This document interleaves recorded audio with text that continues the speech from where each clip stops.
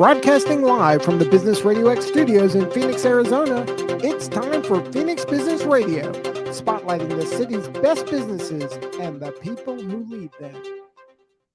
Hello and welcome to Phoenix Business Radio, broadcasting live from the Max 6 Entrepreneurial Center right here in Tempe, Arizona, where we help build businesses and connect you with the right people. And I'm very excited today to introduce you to the co-founder of Brandjectory and also the co-founder of the Litchfield Fund, Tom Malengo. Thank you, Karen. It's a real pleasure to be here. Thank you so much. I'm very much looking forward to getting to know a little bit more about you. You have a rich history, a lot of experience, and now really doing some really cool things with some specific industries. Mm-hmm. So before we talk about Brandjectory and Litchfield Fund, tell us about Tom. Okay. What led you to today? What's the career path? And then we'll get into the meat of what are you doing now? So I ended up in banking and had a 30-year career with a major bank in Cleveland, Ohio. Spent the last 20 of that at the C level. All kinds of things in banking I did. I ran operations, I ran technology, I ran client experience, I ran retail banking, commercial loan operations, all the cash management services, did it all, project management technology in 30 years. Was at the C level, a new CIO that I was working for. Somebody asked me if I wanted 52 to be 55. You never question that offer. You sign the papers. I didn't come home and ask Susan. Susan said no more winters in Cleveland, and we moved to Scottsdale. Okay, so that was about 8 years ago now. And we wanted to do something in food. Okay, so we were the type that for people of our age, you may remember Yule Gibbons, okay, Yes. from the post Raisin brand. Eat tree nuts, eat tree roots, eat bark, make tea from bark. So we were Yule Gibbons kinds of people from that time, okay? And so, in the 80s and 90s, that meant eating salads and bran, right? That's all that was available. But we kept looking for things that would help us eat nutritionally. I'm Italian, the kitchen's mine, along with the basement and garage, but mainly the kitchen is mine. And I do all the cooking. We just kept looking for stuff. We'd go to health food stores. They would, we'd ask for stuff and, they were still pronouncing quinoa, right? This is, 1990s. But we progressed in our, the internet came about, you learn more. And so we just got into the whole idea of new products that were healthy and really tried to change the way people were eating, looking at their nutritional things like that. Susan's background was in marketing, advertising, fundraising for nonprofits, some event planning for nonprofits, some sales, things like that. And what we wanted to do was see if we could help some of these young brands grow. So that's how we founded the Litchfield Fund. We moved out here to Scottsdale. We founded the Litchfield Fund.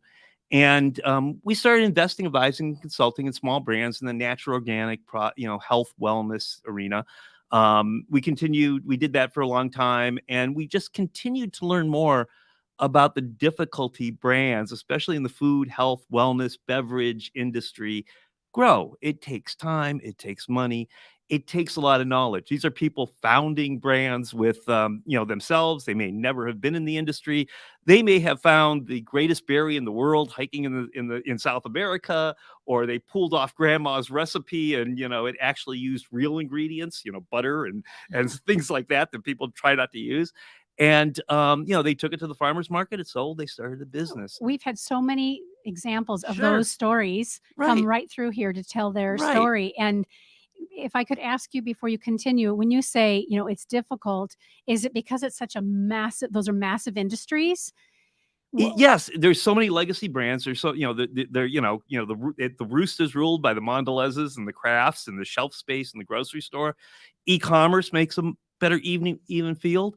But, it takes money. You have to learn distribution. You have to learn production. You have to, people may come from a finance background, but the finances and the cost of doing business, trade spend, promotions, the cost to get on the shelf are completely different in CPG. It doesn't work the way maybe, traditional finance, you think of things. There's a lot of different attributes to it. So this growth from seed to what might be considered a Series A raise in our industry, which might be 6, 8, or 10 million, depending upon the segment, it takes a massive amount of money. It takes a massive amount of knowledge, and you can't be growing a full business when you're at 4 or 5 million. You can't have somebody in charge of marketing. You can't have somebody in charge of sales. You're doing a lot of this with a person and a half, third parties, contracts. It's a vast industry of grocers, distributors, brokers, and then you get into the fundraising, and there's lenders, and there's equity players, and there's players who only do seed, and there's other angel investors, and then there's the ones that'll only do Series A. So it's a massive industry, and understanding that and learning that takes time. And people are growing a business, trying to have a successful business while others sleeping happening, every once in a while, and trying to sleep. And we said, after a while of working with these young brands, we said, can't we make this something that becomes a platform where it gives brand founders the opportunity to learn, understand, and grow within the CPG industry while making the contacts necessary from an investment and industry expert perspective to be able to actually grow a successful business that is investor ready and investable. And that, along with our partner, Mike Movitz out of Chicago, Susan and I and Michael founded Brandjectory, and that's who we are. So tell us about the Brandjectory platform. Sure. How does that function? What is that? You described how you show up for these creators. What does the platform look like, feel like? So I want to tell you a little bit about how it started. Yeah. So it was after the biggest trade show in the industry is Expo West. I don't know if you've heard about it. It's 3,500 brands, 100,000 people. It's in Anaheim every March. It is the trade industry show for the industry of grocery, natural products, the whole bit. Okay. And it was after one of those shows that Michael and I were talking, this is about 4 or 5 years ago, a stack of cards this big. Who was the right people to talk to? What was the conversation we had? How do we keep the conversation going? This was just a chat. And we said, wait a minute, social media does this. Okay. And yeah, there's LinkedIn and there's other stuff, but there's nothing focused on keeping CPG founders in connection with investors and industry experts. And that was the idea behind Brandjectory. So we can describe Brandjectory as a social media platform, okay, with a virtual process of connecting, interacting, and learning. But it really is two things. It's an educational piece and it's an access piece. And that's what Brandjectory really is in a nutshell. The education piece is basically the platform. We have a knowledge base of 250 articles. We've written 90% of them ourselves, all focused on the CPG industry. But they're not just focused on CPG. They're focused on, how is an investor going to look at that topic? And what are they going to want to know about it from the brand? So it's not just, here's what it means to have customer loyalty. Here's what it means to have marketing. Here's what it means to have good gap accounting. Here's what it means, here's what your trade spend is about. Here's what a positive real cash flow is. It's also, what are the questions that an investor is going to want to know about that? How are you going to prove to an investor that you have conquered this and that you can move forward and be investor ready? That's our knowledge base. We have about 10% of the articles have probably been written by our partners. So the things that get into nitty gritty of legal or some deeper things in accounting, we let some of our partners write those. But we're writing most of them. We're adding to them monthly, weekly. Then we move into then we move into a space of giving them, still as the educational piece, a brand profile. That brand profile looks like something you'd see on social media, but it's all designed the way an investor wants to see it. Okay. And helping them learn how to do that. And helping them learn how to do it. Learning what's important to an investor. What does an investor want to hear about your brand? Investors have told us that our profile is the best thing for them to really understand quickly if they want to continue that conversation with a brand.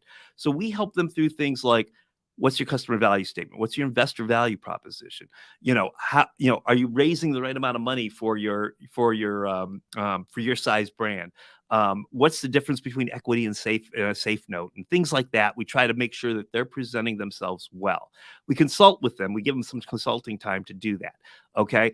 That's really the education piece. That wraps up who that brand is and how they're presenting themselves. Then comes the access piece. And for that, we have two things. We have the social media platform where there's a brand profile, like I said, but they can post updates. They can say, hey, here's my numbers. Hey, here's a picture of me in Whole Foods. I just got into Whole Foods. Here's a customer testimonial. They can do all those things. They can secure their documents in there so that they can release them to an investor when an investor wants to see them. And, so all these things that you would normally see, like in Facebook or Mhm. LinkedIn. Only very strategic. It's very strategic, very focused on this industry, very focused on a channel that only goes from brand to investor. Cuts out all the noise. Cuts out all the noise. So, you could go out on LinkedIn and post, hey, I'm raising money and I had great numbers and blah, blah, blah. But you're going out to the world. You're going out to your competitors. Okay. You're telling everybody what you're doing. Here, it's very linked to this investor will see me. He will follow me. Yep. He can connect with me. He can message me. I can message him. I can reach out. We limit a little bit of the reach out so it doesn't become a cold calling Sure. platform. But, in terms of, as opposed to, I'm sending an email to 500 investors versus here's 100 investors and I know 20 of them are in my segment looking for a brand my size. That's what we're trying to do. We're trying to get this very targeted, very productive, very efficient. Okay. That's the platform piece of it. But that's not enough, right? I mean, the only way you make connections is face to face, whether it's virtual or in a room like this, you make them face to face. So then we have a series of meetings every month where we get brands and investors and industry experts together. We do that in a number of ways. We have a meetup every month, virtual meetup. Usually it involves a few investors talking about a topic, but we may do something around industry expertise that they bring to it. But we also include an investor. So the investor will say, so if we're doing something about marketing or something about advertising or social media, we'll also bring in investors to talk about what are they looking for? What tells them that brand is having success? Okay. Then we break into small rooms where we'll have maybe one or two investors, 3 or 4 brands. Okay. They'll have a chance to connect, continue the conversation, share information. Ask for another connection, right? It's all that networking that process. Relationship. All that networking process. Best thing we hear, okay, is some brand comes out of one of those meetings and the founder says, I got a follow-up call. The better thing we hear is, not only did they get a follow-up call, that investor wasn't right for me, but they're going to introduce me to some angel groups. We've had that happen where then they go to an angel group and that angel group, and maybe they're raising 500,000 and they're getting 50 or 25 or something like that. But that's part of the process. The process is growing your network and growing your network well within the industry expertise that you need. The other part of we do on a monthly basis is a space chatter. We call it, everything's around the space theme. We call it a space chatter. And what it is founder only meetings. Okay. So the founders share, we get what topics they want to share this month. Yeah. They get together, they ask questions of each other, they share contacts, they share information, successes, failures, whatever it might be. Then once in a while, we invite an industry expert. As an example, one month we brought a Costco broker. Okay, a person who's an expert at Costco and getting into Costco and staying on the shelf at Costco, which is a mecca for all these brands. Not every brand's ready for some place like Costco or Walmart. They can't handle the volume. But he explained the in and outs of it, peppered for questions for an hour. We brought a Whole Foods buyer one time. They just questioned them for an hour about Whole Foods and what goes on at Whole Foods. Same, we brought KeHE, which is one of the big distributors for natural products. Okay. We brought KeHE buyers there, and they just answered questions from these founders. All these things are the ways that we make sure they're getting expertise that me, Michael, and Susan, because of our experience, we can bring them the best of the industry. So that's the second way we connect on a monthly basis. The other is what we call the orbit. Okay. The orbit is coaching and mentoring. Okay. And a brand can sign into what we call mission control, and they can select a number of experts every month to connect with. Half-hour conversations. These people are giving their time. It's part of giving back to the community, to the CPG community. Same with the investors. A lot of the investors we have might be Series A investors, but they like the idea of grooming these young brands, helping them understand what it means to be an $8 million brand as opposed to a $2.5 million brand, or to be a $5 million brand as opposed to a $750,000 brand. They enjoy doing that because it means they're building their pipeline, their relationships too. But we have these mentor offerings. We have industry experts in every field. We have about 70 some experts on our platform for mentoring. About 20, some of them are investors. The rest come from marketing and advertising and social media and influencing and accounting, legal. So even if they have a simple legal question like, hey, I don't know if this is really IP worthy. Mm-hmm. Okay. they can talk to a legal expert about that. Hey, they have a question about, I don't know if this messaging is really resonating. Can somebody who knows branding and marketing, look at this? They can get that answered in there. And they schedule half-hour meetings. It's like scheduling a conference room. It's like the sign-up sheet in the conference room door. They can schedule a half-hour meeting. The mentors put their time in there, and the people can sign up for it. We also have every month, we try to bring our industry expertise to the wider community, free of charge. This is outside of brand directory. outside of brand directory. So this month we have Adam Spriggs from the Angel Group, and Adam is going to be talking about what the characteristics are of a breakout brand in the CPG industry. Okay. Next month, we are holding a fireside chat with 4 CPG industry veterans and experts, all of who have probably in total spent over 100 years at Whole Foods as senior executives. Okay. But they're not at Whole Foods now, but they're going to share their perspective on what it is for young brands to continue to grow in this environment today, based upon their 30 years of experience of working with Whole What Foods. a gift. So these are things that we bring to the community, that we rely on our expertise. In September, we had a pitch slam, and we'll continue to have pitch slams. Our pitch slam gave away $100,000 in cash and prizes. Okay. We had 65 brands from Brandjectory apply. We had 5 finalists. We had 27 CPG investors involved in the selection process. We had sponsorships from over 30 CPG industry service providers. Okay. We're continuing to build relationships. We have relationships with Nielsen IQ, who's one of the big data providers. We've had people from Spins and KeHE be part of our sessions. So we continue to build relationships with some of the best in the industry. We're that connection for those brands that subscribe to Brandjectory. And we have so much planned for this year coming up, exciting things that we're going to be doing for these brands, new features we're going to offer. Today, I'm talking too much, so drop in when I have a question. This is all about you. We launched our subscription platform in September of 21. I was just going to ask how long. Wow. Yeah, September 21. We have 120 brands on our service. Okay, we have more than 85 or 90 now investors who are active, and by active I mean they're on the platform, they're engaging with brands, they're showing up at our meetings, they're showing up at our meetups, they're available they help us on the pitch slam, things like that. They're involved in the mentoring program. We have more than 500, almost 600, more than 600 investors in our network. So when a brand signs up for Brandjectory and they go through a profile review, we send profile information out to over 600 investors for them. Okay. We say, you can find this brand on Brandjectory. We are not a broker dealer. We are not taking part of a raise from them. We are not a crowdfunding site. We're not a 12-week accelerator. They can be on Brandjectory from 0 to 10 million in sales. We're not a 14-week incubator. Okay. We are, all those things exist in the industry, and they all may be right for a certain reason, but that's not what we are. We are trying to give brands the access to the kinds of expertise and industry knowledge and investors that is in one place where they can sign up for our service, subscribe, be part of it, and get access to all this. And where they're tenderly held.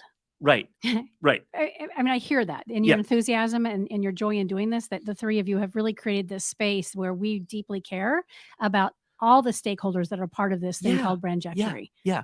And, we are a for-profit business. We're not making a profit now. We've kept our prices low to get brands on there. Yeah. We are going to be adding features coming up. We're going to add a very well done financial review for them. So we do this profile review, but we're going to go a little deeper into their finances. We're going to try to bring things to our platform like the debt side. Okay. Certainly it's a tough economic environment for these brands. Cash is not available as it used to be. Investors are getting a little bit more serious. If you were in this industry 3 years ago, 2 years ago, they would say, investors and everyone in the industry would say, takes a lot of money to grow a CPG brand. Okay. And it does. You have production, you have expiring product, you have to manage trade spend, you have to get it on the shelf. Grocers charge placement fees. There's all these things involved. You pay a broker, you pay a distributor, all these things involved. Well, they don't say it takes a lot of money anymore. They say, show me the path to profitability.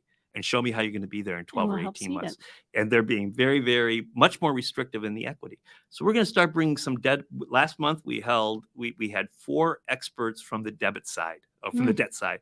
And they were from all size different debt providers, okay, who shared what the debt environment's going to look like for this year, okay? We want to try to bring in some of the grant kinds of things that are available, community, special interest, government, all the kinds of, we want to try to bring some of that into the platform, because these are all tools that help these brands grow. And those are the things that we want to be able to bring to the brand. So these are all kinds of features and options we're going to start to be adding in 2023, so that these brands can, we want to encompass sort of the, how do you grow, not just grow like an incubator might do, or like a marketing incubator or accelerator might do, but how do you grow smartly? Yeah. Okay. And this is where things like crowdfunding fail. You can go out to crowdfunding and you can raise money. Okay. But you may end up with 2,000 investors who all put in an average of $1,600. Okay.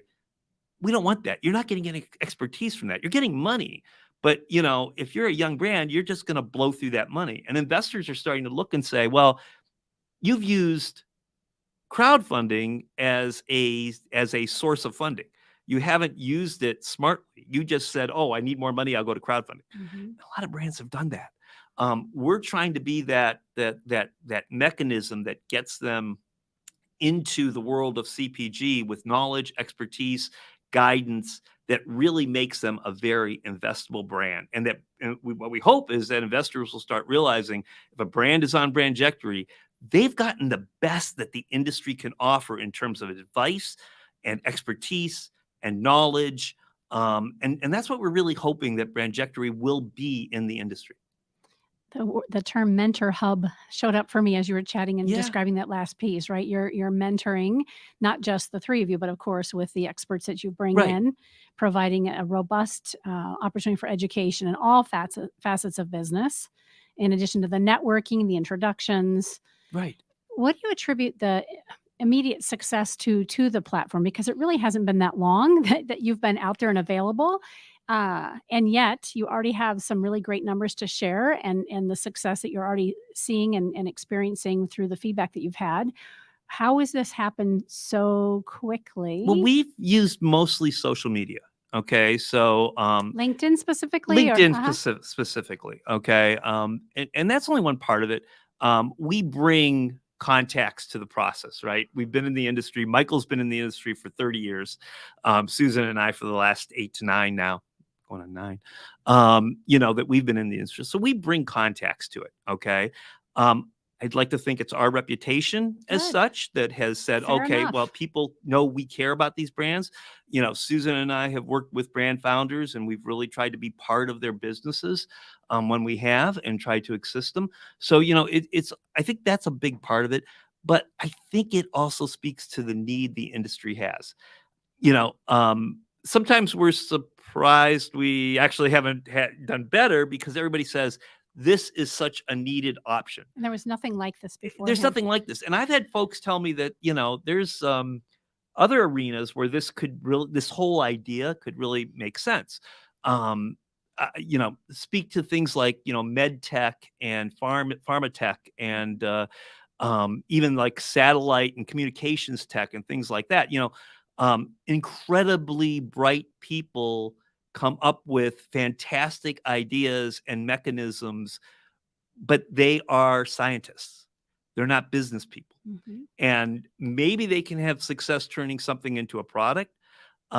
Maybe they can't. Okay. Maybe they need some of this kind of, well, I got this great idea. How do I turn it into a really viable product without, selling my soul to a venture capitalist, who says, okay, it's a great idea. I'll buy the idea. I'll put 50 million in, I got 90% of your business. You'll make a fortune on the 10%, but it's no longer your business. And if that's what they want, if they want a business, then they don't get it. And those are, I don't know if we could ever, bring in the expertise to help us go in these other industries. We know CPG, so we can help food, we can help beverage, snacks, frozen, alcohol, non-alcohol, health, wellness, beauty, personal care. All these are part of the platform now. Okay. And we're excited to keep growing. We think of ourselves as we are the place that if you're trying to be that, you're trying to be in the grocery store, you're trying to be in Whole Foods or Sprouts. Okay. And you have the kind of brand that's going to go in Whole Foods or Sprouts or go in the, into fries in the, 101 wellness section or whatever they call it these days. They change the name of it every once in a while. Simple Truth kind of area, that we're the tool that's going to help you get there. And we can provide you all these things. So that's really what we're trying to do. Fascinating. Yeah, it's fun. We're working very, very, very hard. I'm sure Susan's at home listening right now. Hello, Susan, and Michael too. Taking care of the dog. That's DJ. But yeah, this is really something that we feel very, very connected to. We want it to be a profitable for money business. We want to make money on it, but we also want to make sure that we're giving everybody an equal playing field. We talk a lot about that as a society, as a community, but the truth is it's access, right? The truth is it's knowledge. These are the things that don't go away. Okay. If you have knowledge, you own it, and once you own that knowledge, you can make yourself better. You can make your brand better. You can speak to contacts better. You can share more and you can share it better. It makes you a better entrepreneur. It makes you a better founder. And, there's a lot of places to go between founder and CEO, right? So a brand founder, who comes up with this idea and gets his brand to 2, 3, 4 million, his or her brand to 3 or 4 million. And suddenly they're looking at getting to 6 or 8 or 10 million and getting a Series A.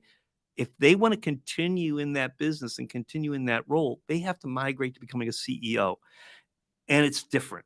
Right? It's different from being a founder, an entrepreneur and a founder to being a CEO and running a business that really is looking at, now, how do I continue to please my shareholders, my consumers, customers, and my employees while, continuing to grow this business? And that dynamic is all part of it. It's like that for every segment and every business. But, when it happens, we're also trying to prepare these brand founders and say, okay, here's a thing. We're telling you things you need to be thinking about now as a brand founder, but trust me, trust us, this is going to be more important when you need to transition to that CEO role. U.S. specific? That might be a naive question, but is this just U.S.? This is U.S., Canada, Mexico right now. And the reason is it's basically around privacy concerns. Okay. All the privacy laws for North America are pretty much the same. Once you get into the European Union, and there's some differences, and we're just not big enough to deal with those right now. Yeah, we would love to expand ourselves much more, but it's not in the near-term horizon. Yeah, so good. What is some of the greatest feedback you've heard from investors who are now coming and playing and being part of Brandjectory? But the investors that are part of our platform and the things they tell us are more around the if you're a brand, you should be in here. Okay. Oh, good. So they're willing to go out there and say, these are the most informative meetings you can be in. These are this is the best place to get information. This is the best place to get contacts. This is worth every penny. These are things that investors are telling us. Good. Okay. We'd love to hear from investors, more investors, that these brands are better prepared. That's our goal. We know we're better preparing them. The investors we have in the platform that are active, probably about 10% of them would qualify as true angels. Okay. Investing in smaller rounds and smaller amounts. Probably about 10% would be those that we would consider sort of very, very much or more oriented to a Series A, VC, PE kinds of firms. The rest are really growth investors. Okay, so they're going to invest anywhere from that 2 to 3 million to 6, 8 million, tag on to a Series A. So we need to increase the number of angel investors on there so brands can get that head start. And what we really think is that we can show angel investors invest a lot on whim.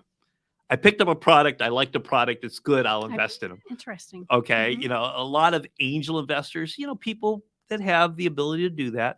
A lot of them invest on whim. I mean, they may look at some numbers and they may do things like that.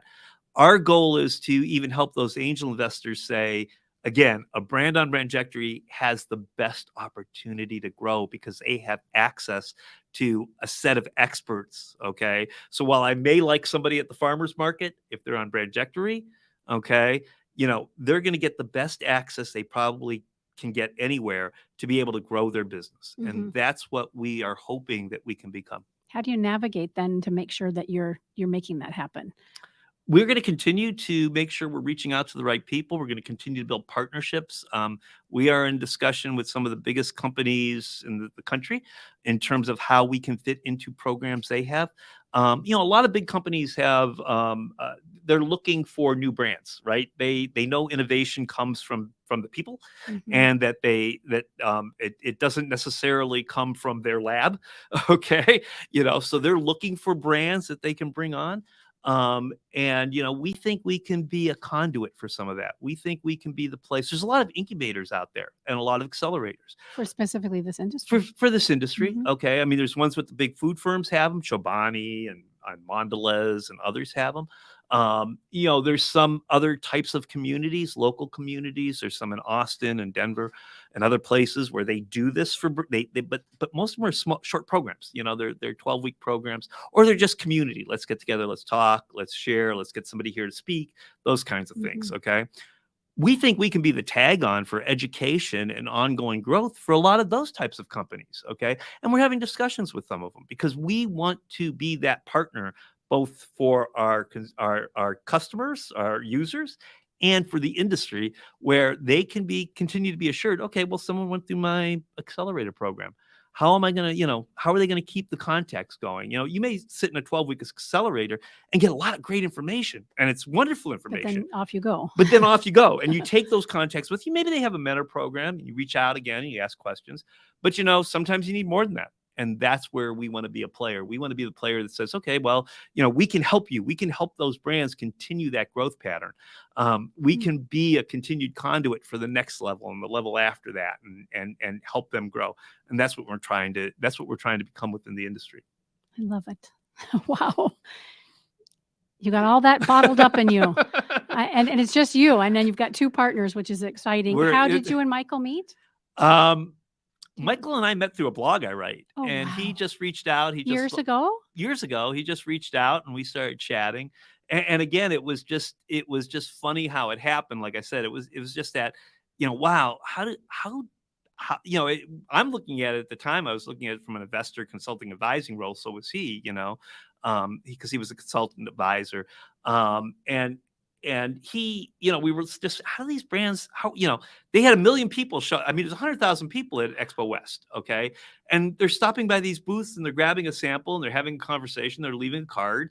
And, that brand founders got to go back and say, no, what did that guy want? What did this person want? What did this, that kind of thing. And, that's all overwhelming, right? And we said, why can't there be one place? Why can't there be a place where, oh yeah, those are important. We're not, we're not going to stop those from going on or be interfering with that. But how does the conversation continue? Yeah. How does it keep going? Okay.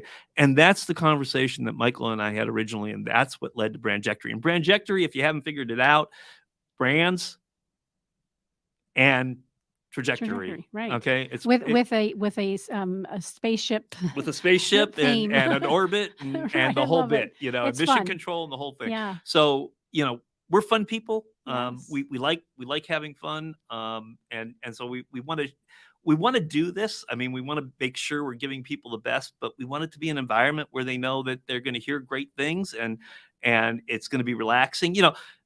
So many brands, founders, they'll have that one meeting, right? Oh, I got a conversation with, this great investor. Okay. And I could throw out names here, but let's just say it's a great investor. Oh my God, this is my one shot. Right. And maybe it's a half-hour call. Maybe it's a 15-minute call. Maybe the investor says, you know what, I'm in a hurry. Give me your 5-minute speech. Okay. That's stressful. And that can be fraught with problems. We're trying to give them an environment where they could be talking to investors. They're going to be talking to investors every month. If they just do the basic things we're doing, they're talking to investors 3-4 times a month.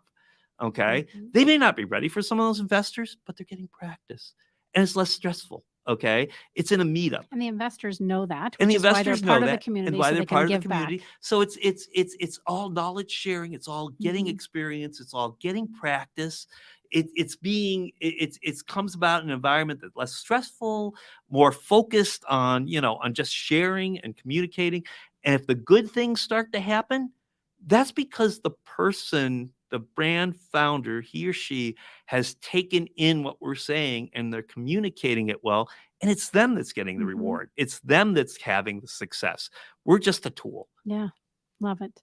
I want to ask about the Litchfield Fund as well. Before I do that, though, I think this might be a segue, maybe not. Tell me if you and Susan have worked together before, or or is this the first time that you've shown up as partners this way? We've been together 25 years, but this is the first time we ever worked First together. time. Yeah. So And we, what is Susan's background? Did you? marketing, Oh, you advertising, did share that. publishing, Yep. some what a fundraising for beautiful nonprofits. So I had more of the business and tech and operations side. She had more of the, brand so marketing. she's like our social media, guru. I mean, Yeah. she's the one doing a lot of the LinkedIn work, reaching out to people. If you hear from Susan out there, it's trajectory. So the Litchfield Fund. Okay. I grew up. Susan and I both grew up in Cleveland. Okay, my parents were from Western Pennsylvania. My grandparents had farms. My uncles had farms out there. My parents actually grew up on farms next to each other. All of them were part-time farmers, part-time coal miners, because it's coal mining country. Okay, so my dad was a coal miner.